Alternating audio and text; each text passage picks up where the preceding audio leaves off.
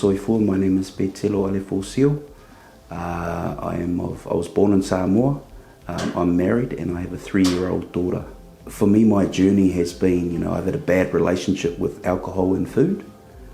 We recently relocated from Auckland, where we've been for about 13 years, and moved down to Wellington as of April of this year.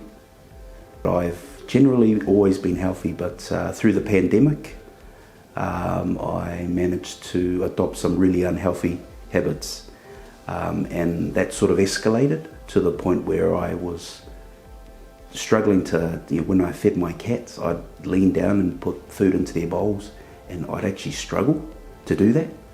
And so I knew something was wrong, and then when I visited the doctors, they basically gave me the stern word that all of the markers in terms of my health weren't looking good, and that I needed to do something. And so that's why I connected with Longo and this program.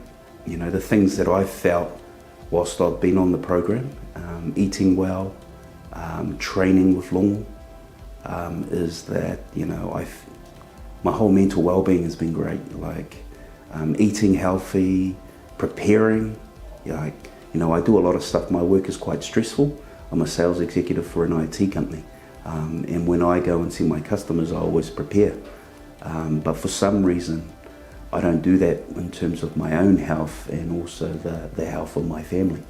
And so that's probably one of the biggest takeouts that I've had going back on this program, was sort of reviewing how I was effectively living my life. And so that's probably one of the biggest takeouts, the education around food, what the good foods were and what the bad foods were, and how to sort of get a balanced diet. That's another big takeout for me.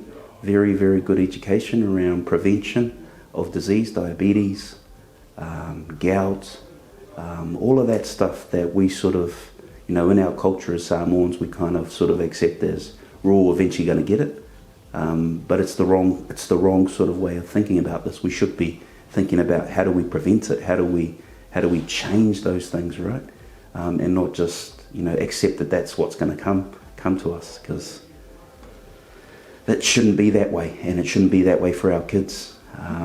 The biggest driver to commit myself to the program was to get healthy, was to have a better family life, and also be around longer for my child, and also pass on some good habits to her that have been taught to me through this program.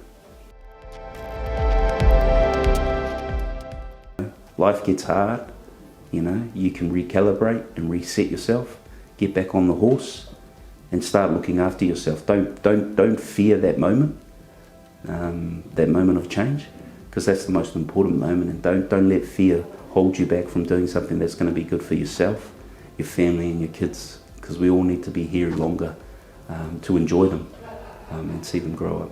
Whawhitai, alofa atu ia te oto.